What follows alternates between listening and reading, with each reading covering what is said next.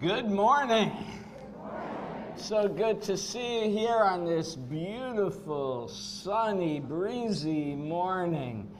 I am Reverend J. Wolin. I am the settled minister here at the Unitarian Universalist Church of Sarasota and Lakewood Ranch. I especially want to welcome visitors who might be with us today, both on campus as well as online. We invite all visitors to participate in any of the events that happen at this church. As well, we invite you, if you want to consider registering on our virtual guest book at our website, uuca.com, uucsarasota.com. And if you do, you'll get a weekly email plus Zoom links to the various online programs as well.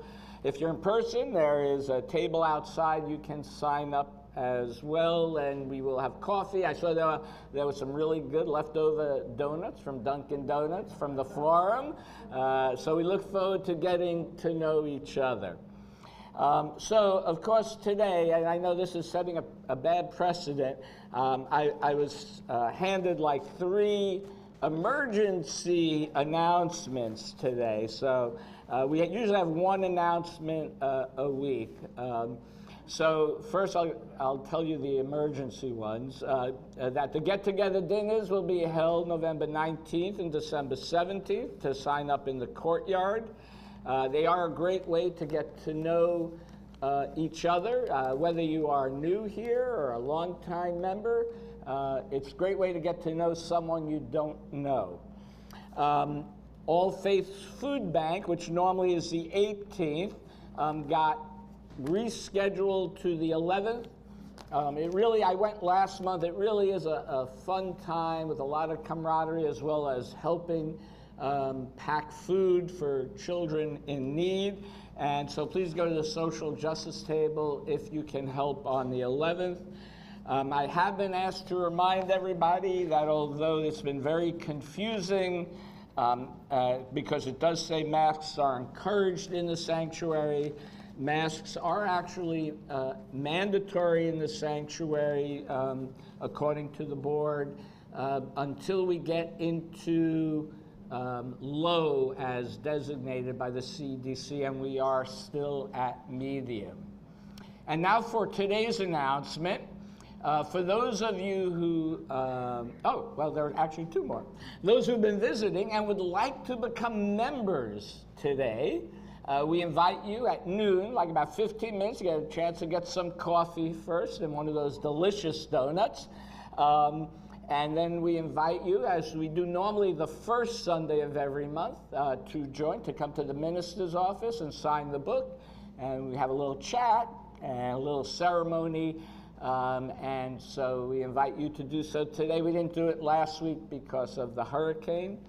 And speaking of the hurricane, the executive committee of the board, recognizing the pain in the county of Sarasota due to Hurricane Ian, and in line with our values, decided that 100% of today's offering will be donated to a Hurricane Ian recovery fund set up by the Educational Foundation of Sarasota County.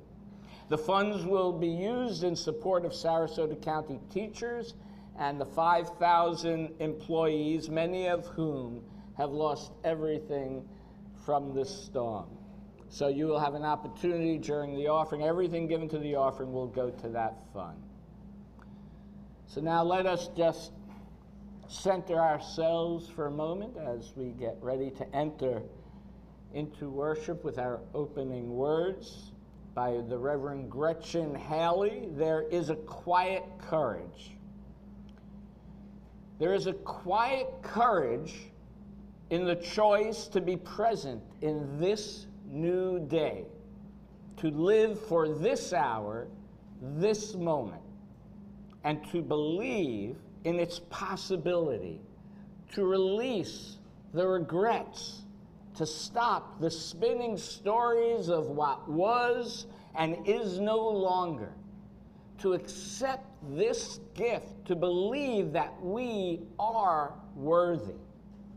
worthy still of happiness, of ease, of delight, of hope, to believe we have all we need to heal already, and to receive this wholeness with ready hearts and open hands, saying only thank you.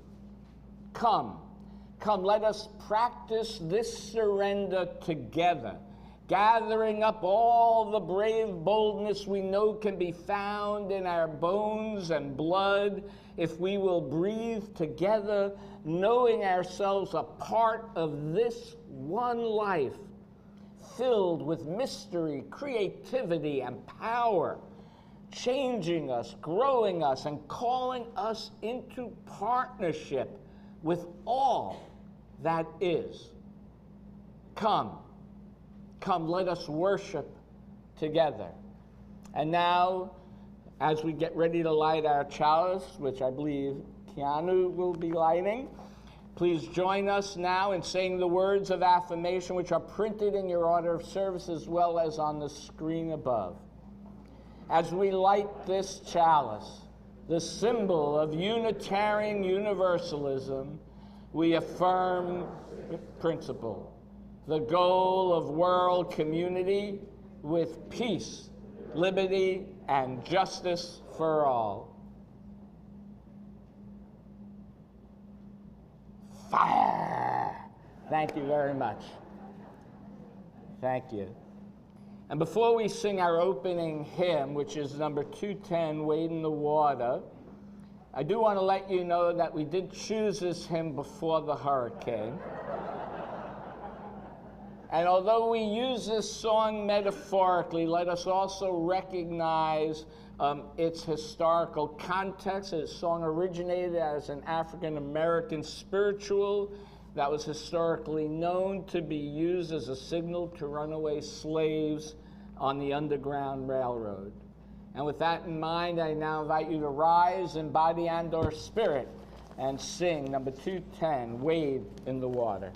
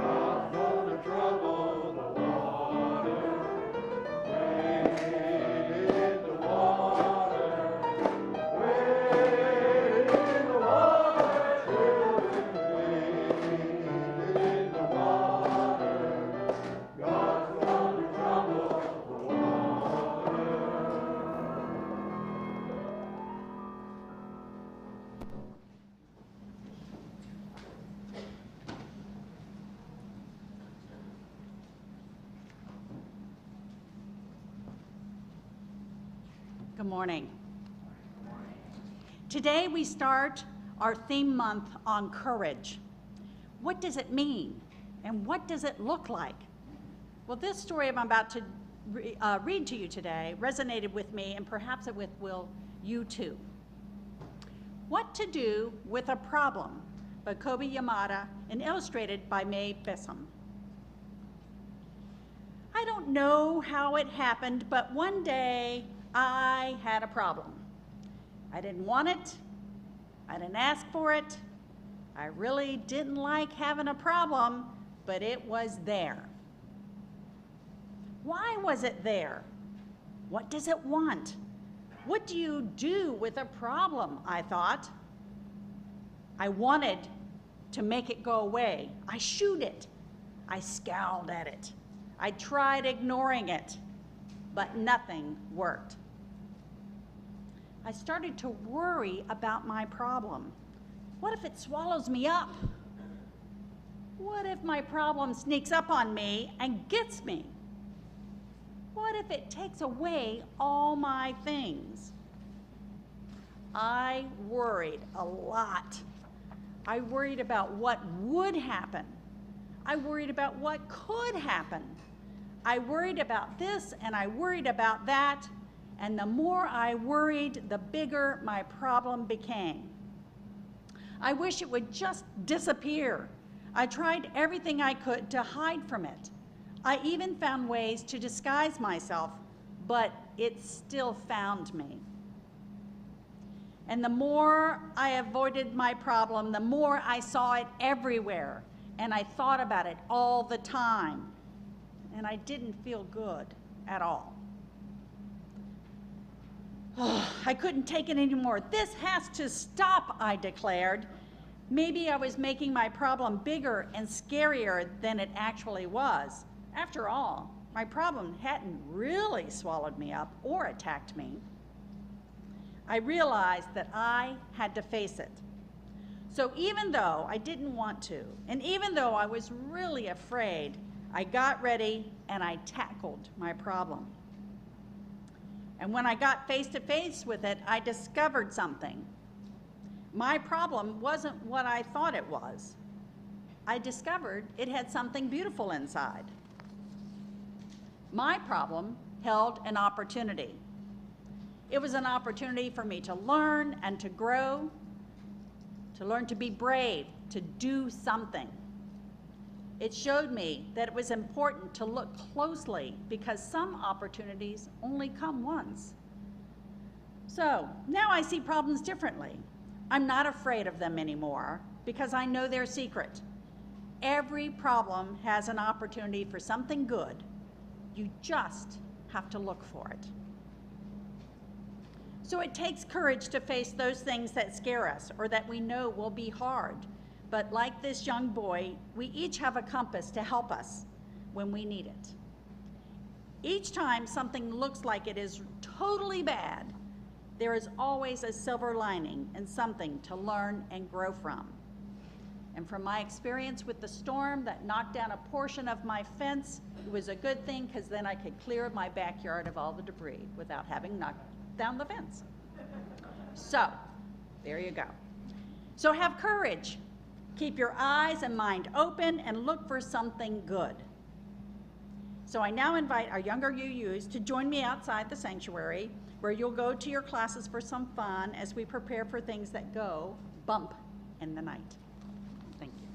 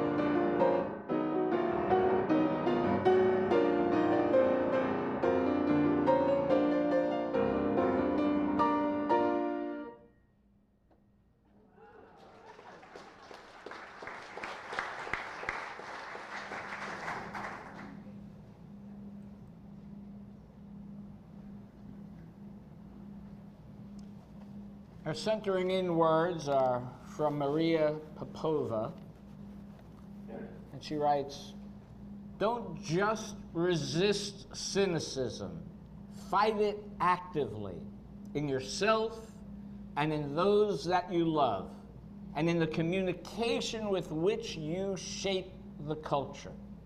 Cynicism, like all destruction, is easy. It's lazy. There is nothing more difficult, yet more gratifying in our society than living with sincere, active, constructive hope for the human spirit.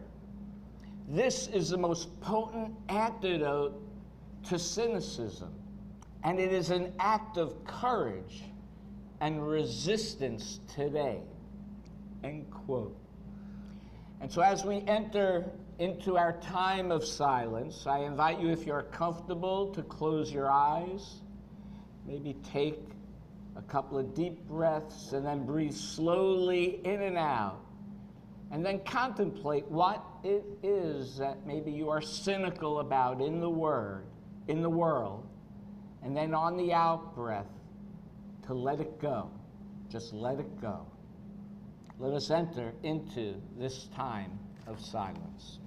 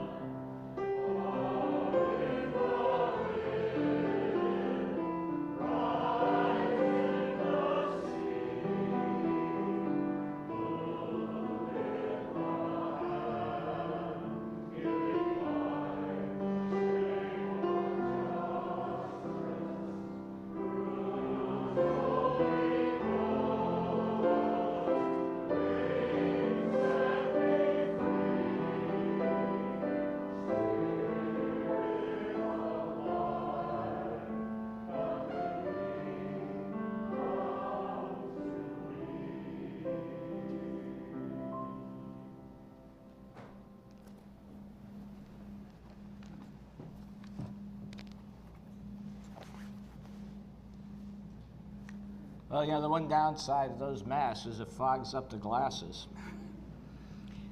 Our next reading is Mariana Williamson. Our deepest fear is not that we are inadequate. Our deepest fear is that we are powerful beyond measure. It is our light, not our darkness, that most frightens us. We ask ourselves, who am I to be brilliant, gorgeous, talented, fabulous? Actually, who are you not to be? You are a child of God.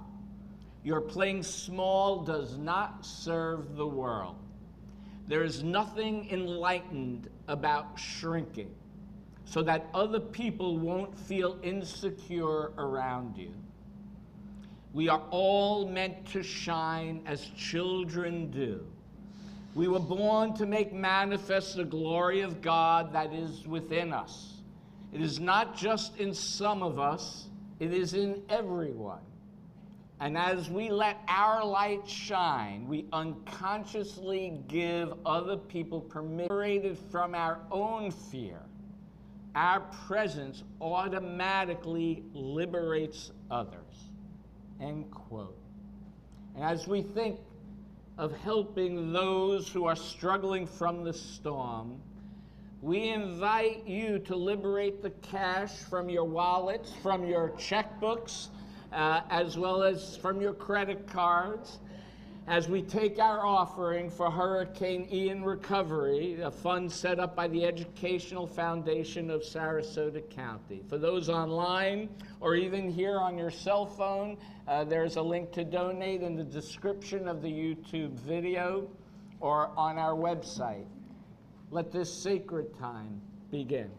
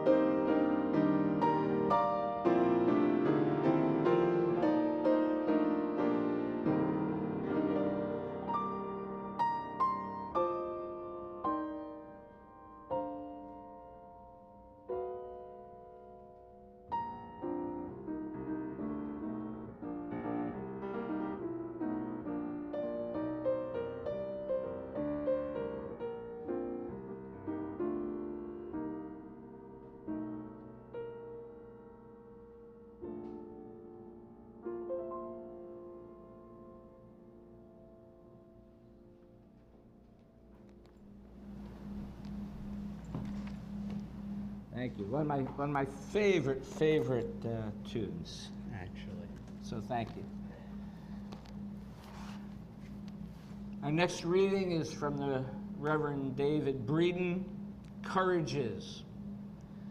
Courage is certitude, is not certitude. Courage is not assurance. Courage is the willingness to join in the attempt, to join in the unlikely, even the impossible. Courage is a choice. Courage is a way of knowing. Courage is a way of joining together. Courage is knowing that together we will do what none of us can do alone.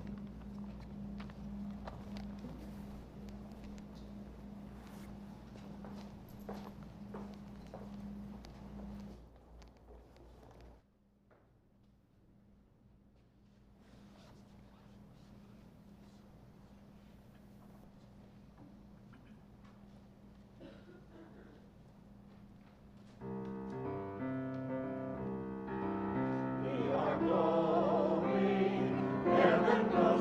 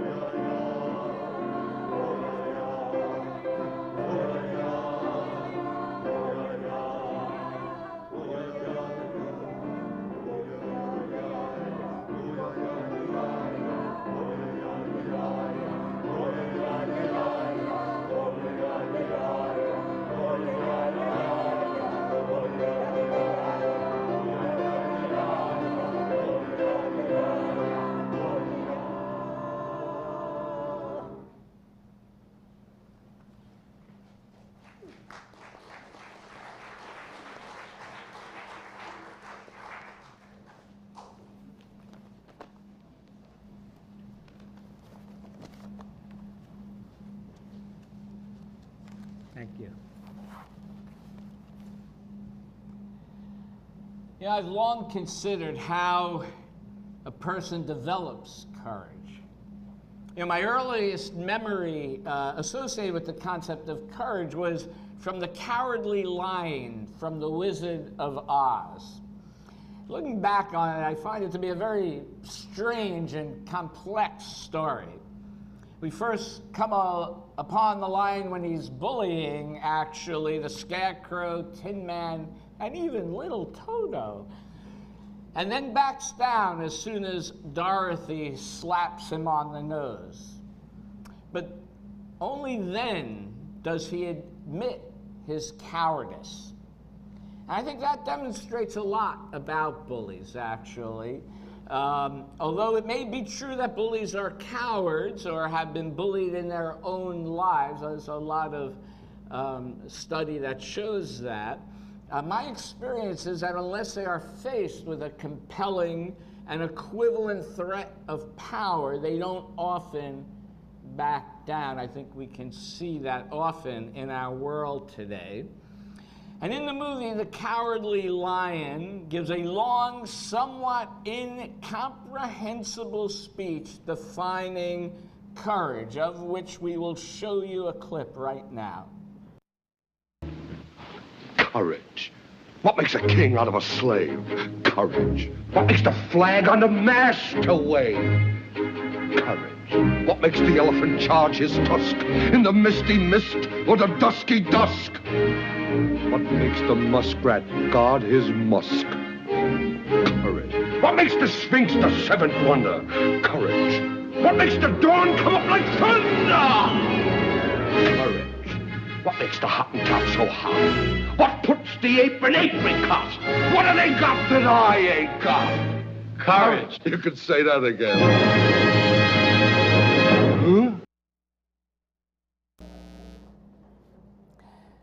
So what kind of message is this teaching our children, I wonder, right?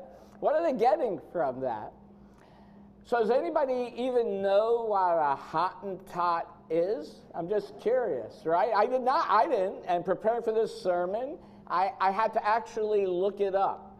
It is an Aboriginal tribe in Africa, and that phrase is considered an inappropriate or insulting way to address them.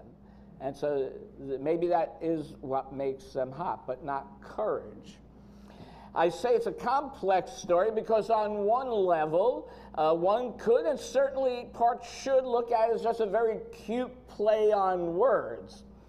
But what message is sent by saying the Sphinx is the seventh wonder of the world due to courage when it was built mostly with slave labor? Most of the speech, though, speaks to courage as being part of our inner nature, right? Being part of nature itself. We just have to be who we are and do what we are called to do, and then we will realize our courage. And of course, the lion journeys with Dorothy to Oz in the hope that the wizard will give him courage. And of course, along the way, the lion does courageous things to save Dorothy. And when they finally unmask the wizard tells the lion, I quote, "You are under the unfortunate conclusion that because you run away from danger, you do not have courage. You are confusing courage with wisdom." Back where I come from, we have men called heroes. And once a year, they take their fortitude out of mothballs and parade it out in the city. And they have no more courage than you do, end quote. And so the wizard gives the lion a medal with the word courage on it.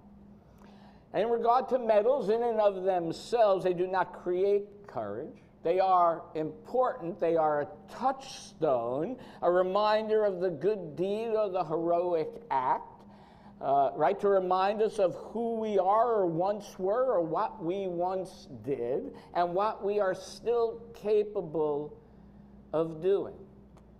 But a medal is just a medal. It does not create courage. right? Other than maybe how it motivates us. We cannot keep our courage in mothballs. We need to be courageous every day of our life in both small and large ways.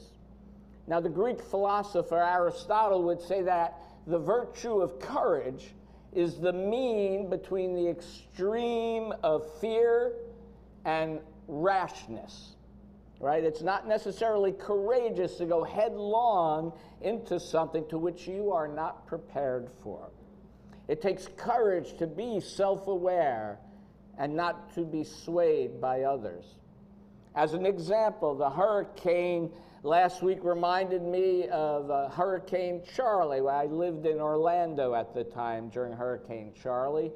And in its aftermath, my neighbor asked me if I wanted to borrow his chainsaw to cut up the tree that had fallen on my roof. And I responded with a quiet no thank you, but internally, in my brain, I was saying, do I look suicidal to you? My neighbor, I think, looked at my refusal to use his chainsaw as a form of unmanliness on my part, but I looked at it as making a courageous and self-aware choice. Although I have no great desire to, I am sure I could learn I could be trained on how to use a chainsaw, but however, I didn't think on that day, with everyone's nerves a little shaken by the storm and damage, that should be the first day I ever used a chainsaw. That would have been a rash decision. Now, on the other end of the continuum is being constantly fearful. And if we stay on that end of the continuum, we will be fearful to try anything. And it will lead us to not living up to what our potential is. And we often underestimate what we are capable of. We also at times have to be willing to sacrifice something. We have to be willing to stand for something in order to maintain our integrity and to show courage. I found this to be especially true when I worked in the business world. People would ask me to do things that were unethical, or I would see things that were unethical being done, and there was a lot of pressure that could be brought to bear with the threat of losing your job. And I was very fortunate for a good part of my career. I often worked for people who knew that I had their best long-term interests at heart. Even when I refused to do things they asked me to do, I was their firewall, so to speak. And some didn't like that, and so I moved on. Right? As I said, sometimes you have to sacrifice something for your integrity, and it is a matter of courage to maintain one's integrity. And then you build a reputation for it. And then it becomes a model for others, and how others in the organization, or whatever organization you attach yourself to, will act as well. Like Marianne Williamson Reading said, as we are liberated from our own fear, our presence automatically liberates others. And I do believe we learn courage by seeing models of how people in organizations, including organizations like this church, act with integrity. We also tend, in general, to look at courage as something extraordinary. Sometimes courage is just the day-to-day, just getting out of bed, waking up, going to work so that you can pay the bills and put food on the table. Everybody has different circumstances, and we need to recognize that sometimes it takes courage just to do that. Sometimes, though, it may be going to a city council meeting or a school board meeting and speaking up against a proposal that you disagree with, and that is a courageous act. I'd also say getting up here on a Sunday morning and singing is part of the choir as well, or volunteering for something that you haven't done before, right? That as well can be a courageous act. I think that is one of the beautiful things about church community, is that it gives us a chance, right, to practice being courageous in smaller ways, and maybe even larger ways, to be vulnerable, because we know we are with people that we covenant with people who love us, with people who trust us. And then by doing so, by practicing it, being courageous can become a habit. You know, Brené Brown writes, and I quote, "We have found that across cultures, most of us were raised to believe that being vulnerable is equated with being weak. There is no courage, though, without vulnerability. Courage requires the willingness to lean into uncertainty, risk, and emotional exposure.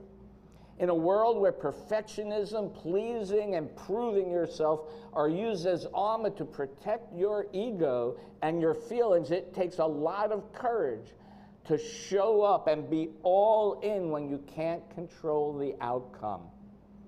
And it also takes discipline and self-awareness to understand what to share and with whom. Vulnerability is not oversharing. It's sharing with people who have earned the right to hear our stories and our experiences. Vulnerability is not weakness. It's our greatest measure of courage," end quote.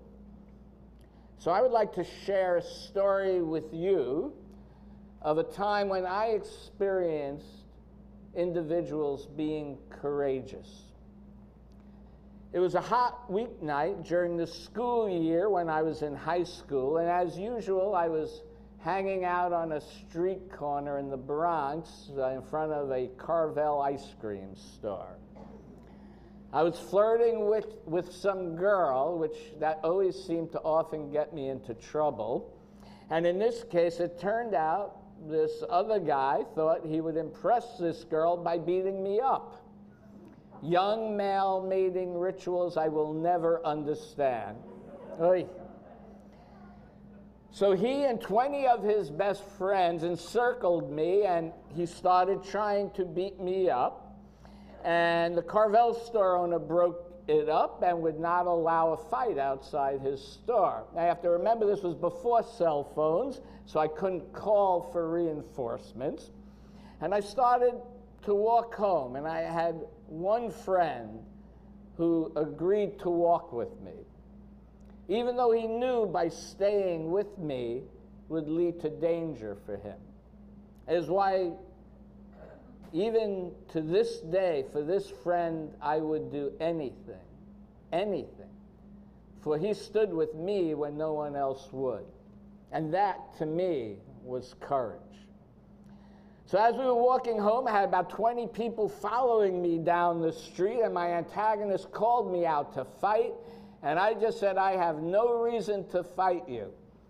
And I tell you, it is times like this that gave me a belief that there is some kind of God.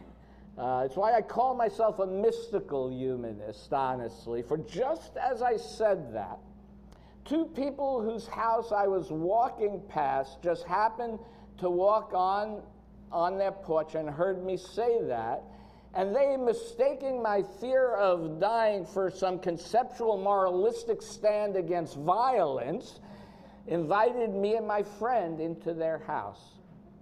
And these 20 people who were following us threatened them, and these two seemingly meek-looking people stood their ground, and gang of 20 walked away. I thought, these two people showed courage in helping strangers. And I often think back about that evening and how, if things had gone differently, my whole life would have been different if those people just didn't happen to walk out their door at that exact time and didn't stand up to those bullies. And it was on that night that I learned something about faith, for on that night I had a prayer answered. My prayer would not have been answered if my friend and these two strangers did not show the courage that they did.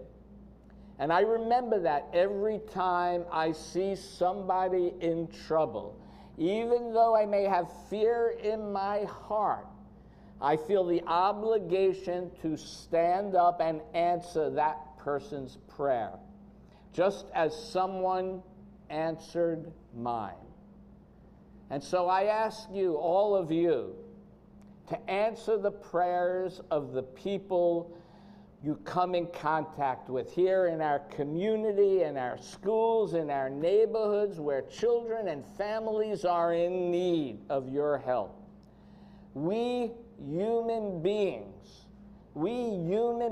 are the answer to each other's prayers. We can have the courage to do what needs to be done. We can make a real difference in people's lives. Even when it is hard, even when it is inconvenient, even when it is sometimes fearful, courage is built by intentionality. And intentionality and having faith in oneself and the universe, that type of faith that was instilled in me on that dark night, it gave me the faith and the courage to take action in my life as I moved forward in my life.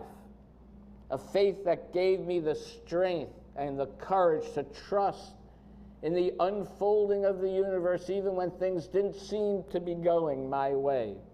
A faith to trust the unknown, whatever it may bring for better or worse. Not a blind faith, but an informed faith, informed by my experiences and my learnings. You know, we have so much information available to us now, right? And so much of it creates such dissonance, honestly, with maybe things we have been taught, you know, as we've been growing up, or that just sort of we take on via osmosis sometimes just by living. And I want to quote Brene Brown one more time. You can tell I like her writings. She wrote, "When we're faced with information that challenges what we believe, our first instinct is to make the discomfort, irritation, and vulnerability go away by resolving the dissonance. We might do this by rejecting new information, decreasing its importance, or avoiding it altogether. And in these challenging moments of dissonance, we need to stay curious and to resist choosing comfort over courage." I want to repeat that last line. We need to resist choosing comfort over courage. It's brave to invite new information to the table, to sit with it, and to hear it out. Not every decision I have made in my life has always been right. But I realize without courage to even try, nothing would be possible. And with each decision we make and with each courageous act that we take, it fortifies our courage. And so even when you make a mistake and you realize then the world doesn't end and you can start again with new, hard-won wisdom. And once we accept that realization, it makes it easier to have the courage to take action, to have the courage to follow your path without knowing its outcome, to embrace uncertainty and even discomfort, to have empathy for others and their struggles. And so I ask you to have the courage to look deep inside yourselves and discover your path and what you are called to do right now in this world. Having fear is a natural thing, but with courage, we can act despite the fear, despite the uncertainty. We can move forward with doing the right thing, the good thing, the just thing. Courage can be little or it can be big, but it is needed to create a better life and a better world. I ask you to stand with each other and counter all the forces of cynicism that say it can't be done. And let us continue to build up the beloved community. You have the courage within you.